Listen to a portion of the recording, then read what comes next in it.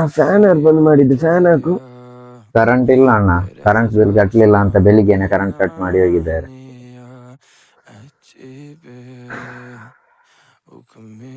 ಅಪ್ಪ ಎಲ್ಲಿದ್ದಾರೆ? ಕೆಲ್ಸಕ್ಕೆ ಹೋಗಿದ್ದಾರೆ.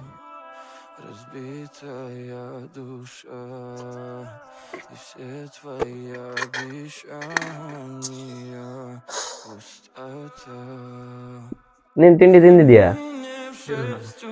ನೀನ್ ಹೋಗಿ ತಿಂಡಿ ತಗೊಂಬ.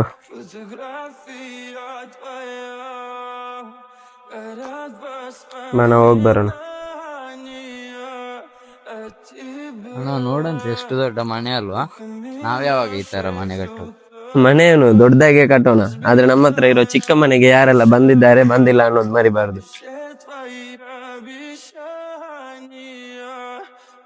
ನಿಂಗೆ ಟೀ ಆಗ್ಬೋದಾ? ಬಾ, ಏನಾಯ್ತು? ಅಣ್ಣ, ನಾವ್ ಎಷ್ಟು ದಿವಸ ಅಂತ ಬಸ್ಸಿಗೆ ವೇಟ್ ಮಾಡ್ಕೊಂಡು ಬೇರೆಯವ್ರ ಗಾಡಿ ಕೈ ತೋರಿಸ್ಕೊಂಡು ಫ್ರೆಂಡ್ಸ್ ಹತ್ರ ಗಾಡಿ ಕೇಳ್ಕೊಂಡಲ್ಲ ಇರೋದು. ನಾವ್ ಯಾವಾಗ ಅಣ್ಣ ಸ್ವಂತ ಗಾಡಿ ತೆಗಿಯೋದು? ನಮ್ಮಂತ ಎಷ್ಟೋ ಮಿಡಿಲ್ ಕ್ಲಾಸ್ ಹುಡುಗರ ಡ್ರೀಮ್ ಆಗಿರುತ್ತೆ ಬೈಕ್ ತಗೋಬೇಕು, ಕಾರ್ ತಗೋಬೇಕು ಅಂತ. ಆದ್ರೆ ಏನ್ ಮಾಡೋದೇನು, ನಮ್ಗಿರೋ ಜವಾಬ್ದಾರಿ ಕಮಿಟ್ಮೆಂಟ್ ಗಳ ನಡುವೆ ಇದು ಯಾವ್ದು ವರ್ಕ್ ಆಗಲ್ಲ. ಪ್ರಯತ್ನ ಪಡ್ತಿದೀವಿ ತಾನೆ, ಶ್ರಮ ಪಟ್ಟು ದುಡಿತಾ ಇದ್ದೇವೆ. ಶ್ರಮದ ಫಲ ಯಾವತ್ತು ವ್ಯರ್ಥ ಆಗಲ್ಲ. ನಮ್ ಟೈಮ್ ಬರೋವರೆಗೂ ಕಾಯ್ಬೇಕಷ್ಟೇ. ನಮ್ ಟೈಮ್ ಬಂದೇ ಬರುತ್ತೆ ಒಂದಲ್ಲ ಒಂದಿನ. ಅವಾಗ ನಮ್ ಡ್ರೀಮ್ ಬೈಕು, ಡ್ರೀಮ್ ಕಾರು, ಎಲ್ಲಾ ಡ್ರೀಮ್ ಮನೆ ಮುಂದೆನೆ ಪಾರ್ಕ್ ಮಾಡೋಣ. ಬಾ.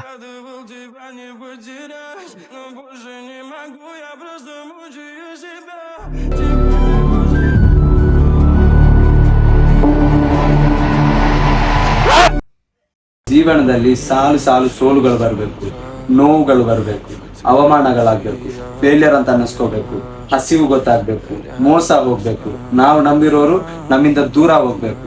ಇವೆಲ್ಲ ಒಟ್ಟೊಟ್ಟಿಗೆ ಆದ್ರೇನೆ ಜೀವನ ಕಟ್ಕೋಬೇಕು ಅನ್ನೋ ಕಿಚ್ಚು ಹುಟ್ಟೋದು. ಆ ಕಿಚ್ಚಿನೊಂದಿಗೆ ಏನಾದ್ರೂ ನಾವು ಹೋರಾಡಿದ್ರೆ ತುಂಬಾ ದೊಡ್ಡದಾಗಿ ಬೆಳಿತೀವಿ. ಮುಂದೊಂದ್ ದಿನ ನಾವು ಹೇಗೆ ಜೀವನ ಕಟ್ಕೊಂಡಿದೀವಿ ಅನ್ನೋದನ್ನ ಎದೆ ತಟ್ಕೊಂಡು ಹೇಳ್ಬೋದು. ಅಣ್ಣ ಅಣ್ಣ, ಏನಾಯ್ತು? ಏನಿಲ್ಲ.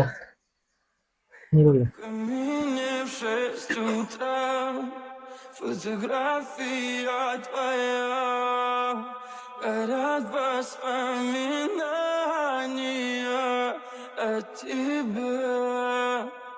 Ухмыльно 6 утра, разбитая душа.